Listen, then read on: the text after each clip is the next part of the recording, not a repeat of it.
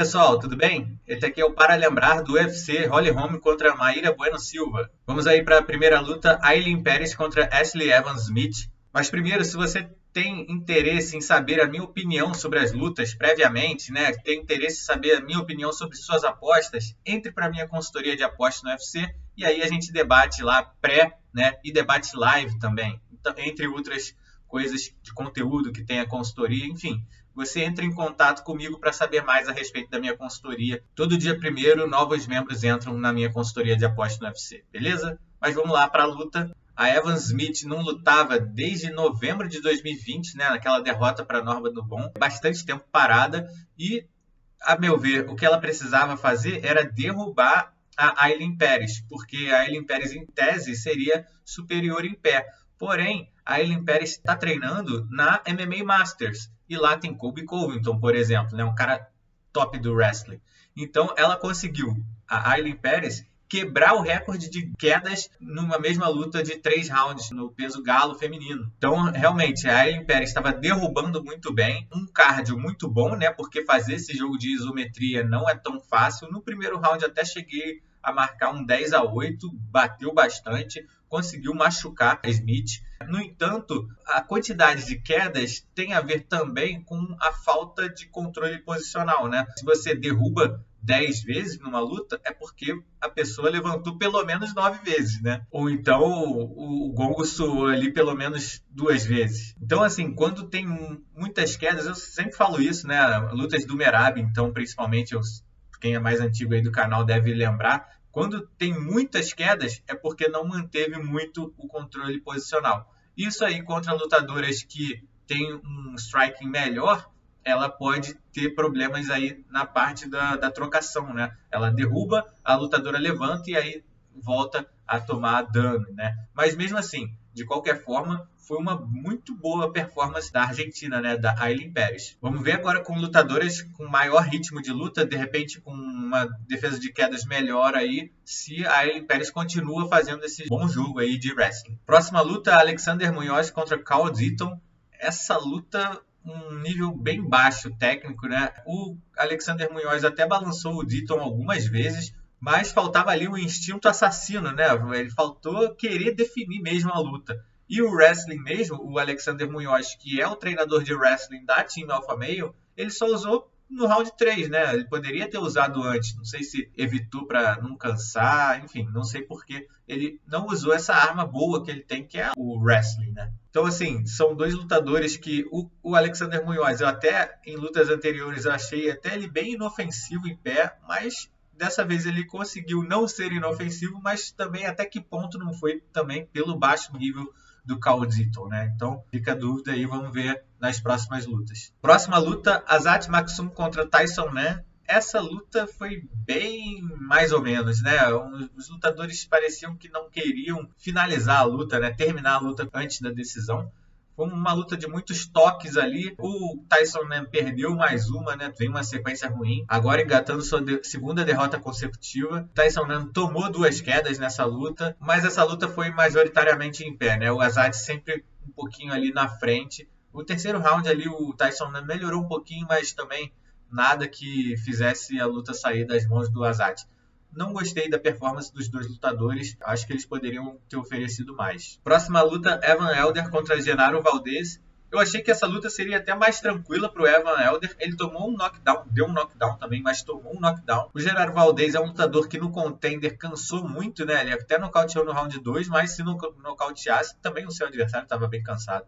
Mas é um cara que tinha um gás suspeito. Mas parece que resolveu essa questão. Lutou 3 rounds em termos de gás, até que bem.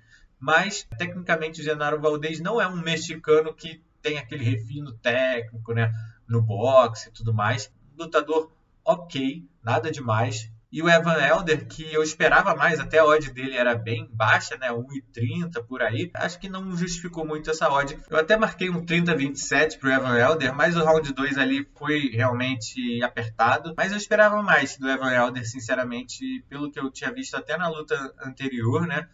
Mesmo que ele tinha perdido, mas ele tinha se mostrado um lutador de melhor timing de bater e sair, ele foi pego muitas vezes ali. Então acho que ele poderia ter oferecido uma performance melhor, pelo menos eu esperava mais. Próxima luta, meu Kizael Costa contra Austin Lingo. O Austin Lingo é um boxer, né? Ele só tem boxe ali, o jab direto, alguns cruzados, né? Alguns cruzadões. O meu Kizael fez uma estratégia bem segura, né? Que do boxe do Austin Lingo, ele jogou na longa distância chutando. Então, foi uma estratégia bem segura. No round 3 que ele derrubou, ele de repente poderia ter derrubado antes, né, para tentar finalizar, dado que o seu grappling é superior ao do Austin Lingo, mas ele levou a luta de uma maneira bem tranquila ali, os 3 rounds bem claros aí para o meu Kizael, e machucou bastante ali, principalmente o braço, né, do Austin Lingo, que estava defendendo os chutes, e foram bastante chutes e muito fortes. Então ele machucou bastante ali o braço e um pouco as costelas ali também do Austin Lingo, mas não conseguiu chegar a um nocaute, né? Em nenhuma finalização. O Austin Lingo é um cara que é um nível técnico mais baixo. É um cara duro, mas é um nível técnico mais baixo. Então, diante disso, a gente passa a se perguntar quem que o meu Kizael poderia nocautear ou finalizar na categoria do peso-pena, né? Então, em princípio, meu Kizael deve levar suas lutas até a decisão. Próxima luta, Victoria Dudakova contra Stella Nunes. Essa luta foi muito rápida, né? A Stella Nunes teve uma lesão muito grave ali no cotovelo. Parece que o antebraço desencaixou do braço. Foi um negócio bem feio até de se ver. A Victoria Dudakova tem muito boas quedas, então era uma luta realmente muito difícil para a Stella Nunes, porque a defesa de quedas dela é geralmente bem vazada e estava caindo, né? Ela estava caindo na primeira queda e apoiou mal e aí teve a lesão. E aí acabou a luta. Mas vamos ficar de olho aí na Victoria Dudakova contra lutadores que não têm boa defesa de quedas, como é o caso da Stella Nunes, né? A maior curiosidade dessa luta foi o Daniel Cormier, depois da luta, falar para a russa que foi uma performance fenomenal, sendo que foi uma lesão, né? E a russa até já falou no Instagram dela que depois da lesão feia ali da Stella Nunes, ela rindo, ela falou que ficou em choque, então foi uma reação assim, acho que meio que rindo de nervoso, né? Próxima luta, Melsik Baghdasaryan contra Tucker Lutz. O Melsik é um striker muito bom, né? Ele tem chutes muito potentes, chutes de canhota muito potentes, as mãos dele são rápidas. No entanto, a defesa de quedas dele é preocupante, né? Porque ele foi derrubado 2 rounds ali pelo Tucker Lutz. No terceiro round ele até consegue se levantar e ele aplicou mais dano realmente no Tucker Lutz. No primeiro round o Tucker Lutz controla bastante, não domina. Para saber a diferença aí, veja o momento Bravo. O Guilherme Bravo sempre fala a respeito de controle e domínio.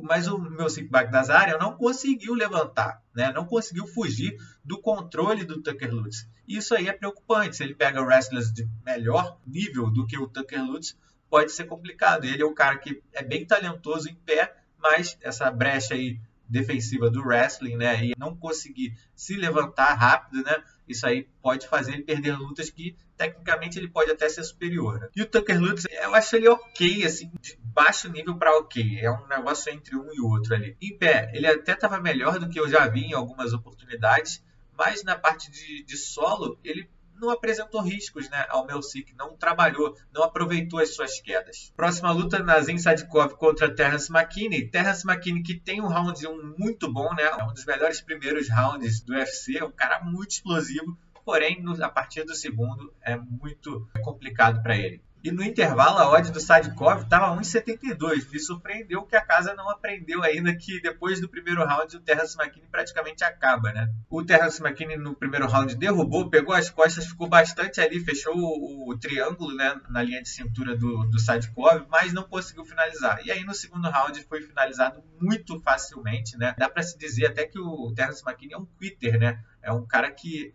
é um desistidor, entre aspas, né? É um cara que desiste muito fácil de suas lutas, né? Qualquer adversidade ali, ele já desiste. Próxima luta, Norma Dumont contra Chelsea Chandler. Norma Dumont, que bateu agora o recorde de vitórias na categoria peso-pena do UFC. A Norma Dumont literalmente botou a Chelsea Chandler para correr, né? Ela acerta a sequência de bons golpes ali no primeiro round e a Chelsea Chandler sai disparada do lado contrário, dando as costas mesmo para Norma Dumont. Bateu de cara ali na grade. Foi uma cena que virou meme, tem memes aí para tudo que é lado, mas foi uma performance muito inteligente da Norma, né? Porque mesmo a Chelsea Chandler correndo, né? Ela é uma lutadora pesada, forte, né? Ela bate, ela tem força nos golpes. Então ali a briga era ruim para a Norma, porque ela é a lutadora mais técnica. E sempre que a Chelsea Chandler tentou brigar, até principalmente no round 3, a Norma foi lá e derrubou. Ela conseguia derrubar com facilidade, né, a Norma. A Chelsea Chandler é realmente muito forte, ela deve perder bastante peso e recuperar bastante peso aí no dia da luta. Na questão da grade ali, ficou muito tempo ali, mas também não causou nenhum dano ali. Era mais um controle, até tem um lance que no próprio clinch, a Norma com as costas na grade acerta uma joelhada que a Chelsea Chandler sente bastante e a Norma derruba. Eu até achei na hora que a Chandler tinha sentido e tinha puxado para a guarda, mas o Dominic Cruz na transmissão falou que a Norma deu um inside trip ali e conseguiu derrubar. Bom, mais uma ótima performance aí da Norma Dumont. Próxima luta, Jung Yong Park contra Albert Duraev. O Albert Duraev, no primeiro round, estava jogando muita força nos golpes, né? E com isso, naturalmente, o seu cardio tenderia a diminuir. Enquanto o Park estava sempre tocando ali com o jab muito efetivo, o jab chato, né? Aquele jab chato que tá te tocando toda hora. E o Park tem uma absorção boa, né? Ele tomou boas bombas ali, mas conseguiu levar aí com certa até tranquilidade, né? Não sentiu, não acusou nada. E aí no segundo round, por cima, o Park chegou a uma posição bem parecida com aquela luta do Joseph Holmes, né? Meio que espalhou o frango ali, conseguiu finalizar. Foi muito parecido ali daquela luta contra o Joseph Holmes. O Park é um lutador que acho que não dá mais para subestimar tanto o nível dele. Já são 7 vitórias no UFC contra 2 derrotas. Seu cartel no UFC é um bom cartel, né? Então acho que já dá para começar a subir um pouco o nível das lutas do Park. Próxima luta, Francisco Prado contra Othman Azaitar. O Azaitar, no UFC, todas as suas lutas foram decididas no primeiro round, 2 vitórias, e agora engatou a sua segunda derrota consecutiva, todas no primeiro round. Então é um lutador que bate realmente muito pesado, mas também não aguenta tanto, né? A sua defesa não é tão boa, e aí com isso ele toma golpes duros, e aí tem esse risco de ser nocauteado. Foi nocauteado pelo Matt Frevola, que nem é um cara que é tão conhecido pelo poder de nocaute, e agora pelo Francisco Prado, que foi um golpe bem forte, aquele golpe rodado ali do Francisco Prado. Francisco Prado, que até lembra um pouco fisicamente o Drew Dober, né? Mas foi uma boa performance do Francisco Prado aí, que ele já tinha lutado antes, tinha perdido para o Jamie Mullark, mas fez uma luta ok, né? Não ficou tão abaixo do Jamie Mullark assim. Eu acho que é um lutador para a gente ficar de olho aí, com um bom valor na categoria dos pesos leves. Próxima luta, Jack Della Maddalena contra Basil Hafez. O Basil Hafez me surpreendeu muito tecnicamente em pé, porque nas lutas que tem no Fight Pass, em pé ele era um nível muito mais baixo. Ele realmente deve ter evoluído bastante aí nesse meio tempo. Mas ele fez um gameplay muito interessante, porque ele ia para derrubar toda hora, ele não queria trocar em pé. E conseguia muito êxito, porque ele meio que oferecia o pescoço ali, e o Jack Della Maddalena, garoto, ia para a guilhotina. Só que pegar na guilhotina um faixa preta desse nível, né, é muito complicado, né? Não é uma tarefa muito simples. Então o Jack Della Maddalena caiu todos os rounds nessa tentativa de guilhotina. Troféu Corey Brandage aí de QI de luta para o Jack Della Maddalena. Do segundo para o terceiro round, inclusive, o corner do Jack Della Maddalena fala: esquece a guilhotina, para de dar guilhotina. Mas o amor pela guilhotina dele foi maior e conseguiu mais uma vez. O round 3 já estava para mim caminhando para um 10-8, mas esse amor pela guilhotina aí fez ele recuar e ser realmente um 10-9. Eu vi muito lutador falando aí que o Basil Hafez ganhou essa luta. Eu discordo. Eu tô gravando isso antes do Momento Bravo, então vamos ver aí a opinião do Guilherme Bravo, que é um especialista, é um juiz, né? Mas na minha opinião, round 2 e 3 bem claros aí pro Jack Della Maddalena. Round 3 estava caminhando inclusive para um 10-8, mas recuou para 10-9. Bom, então o que ficou exposto aí é que a defesa de quedas do Jack Della Maddalena, que parecia boa, não tinha enfrentado nível de competição suficiente, né, para se ter uma avaliação mais precisa. Jack Della Maddalena em pé é um cara muito bom, acertou muitos bons golpes, porém, se pegar wrestlers de bom nível, né, como tem na categoria, aí pode ficar um pouco complicado aí para ele. Bom, muita gente tá hypando muito o Basil Hafez, né? Realmente a performance dele foi muito boa, surpreendente até, eu diria. Só que muita gente falando que em uma nova luta com o campo completo ele ganharia do Jack Della Maddalena. Vamos com calma, porque em uma nova luta contra o Jack Della Maddalena, certamente o Jack não cometeria os mesmos erros que ele cometeu de ir para a guilhotina todas as vezes e ficar por baixo. Então, vamos com calma. Ele é um bom lutador, o Basil Raffes era campeão, já foi campeão do Cage Fury, do Fury UFC, então vamos com calma, ele é um bom lutador, mas não vamos elevá-lo a um nível que ainda não é o dele. Próxima luta e última luta, Mayra Bueno Silva contra Holly Holm. Momentos antes da luta eu falei o seguinte lá na consultoria, vou ler aqui para vocês. A Holly Holm na luta com a Kathleen estava sentindo muito os golpes. Ela não está nada confortável tomando golpes. E a Kathleen parecia de freio de mão puxado, tanto que o Dedé ficava gritando com ela que ela tinha potencial para nocautear, mas parecia que ela estava de freio de mão puxada. A Mayra já falou que quer nocautear. Em entrevista para a Asia Fight, ela falou que ia para nocautear. Então, vai soltar o jogo em pé. Resta saber se o controle da Holm no clinch vai ser suficiente. Holm não vai poder derrubar por risco do armlock. Para Holm, acho que tem que usar os chutes para ficar na distância, bater e sair. Se encurtar, clinch e grade até separar. Bom, isso aqui que eu falei antes da luta na consultoria, e o clinch da Holly Holm estava até controlando, né? Controlando diferente de domínio, né? Controlando a Maíra Chitara. Porém, Maíra Chitara, que no contender fez uma finalização dessa, né? Conseguiu buscar ali a finalização no segundo round. O primeiro round eu até marquei para Maíra Chitara também, mesmo por muito controle ali da Holly Holm. Quem deu mais dano, os golpes fortes, foram da Chitara, né? Então, a Chitara, que é uma lutadora que tem um muito bom jiu-jitsu, mas ela não derruba, ela não utiliza quedas para trabalhar o seu jiu-jitsu, ela gosta da trocação e ela bate bem pesado, né? Ela tem muito bons low kicks, ela bate pesado, o clinch dela é perigoso, que ela tem boas cotoveladas, então é uma lutadora que provavelmente aí vai disputar o cinturão. E se for Juliana Peña, que às vezes gosta de derrubar, pode ser complicado aí para Juliana, porque a guarda da Mayra Bueno é muito boa, né? É das melhores. Bom, os prêmios de performance da noite foram para Francisco Prado, Maíra Chitara, e a luta da noite ficou por conta de Jack Della Maddalena contra Basil Raffes. Bom, agora vamos para o back e para o lay.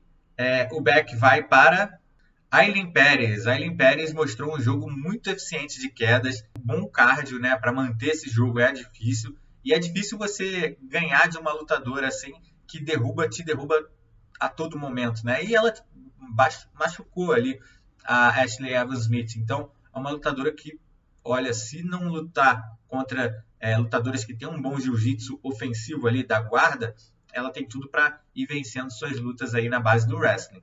Então, vamos ficar de olho aí na Argentina. E o lay vai para Carl Ditton. Olha, o nível técnico do Carl Ditton muito baixo. E a resistência a golpes dele, do Carl Ditton, muito complicada ali, né? Sentiu golpes do Alexander Munhoz, que não é um cara que bate muito pesado. Enfim, além da questão da absorção de golpes, que não é muito boa, o nível técnico dele realmente não me parece muito de UFC. Então, Carl Ditton, vamos ver aí qual será a sua próxima luta no UFC. Então é isso, pessoal. Se você gostou desse vídeo, deixe seu like. Caso você ainda não seja inscrito, se inscreva no canal para novos vídeos e ative aí as notificações, beleza? Valeu, um abraço. Tchau, tchau.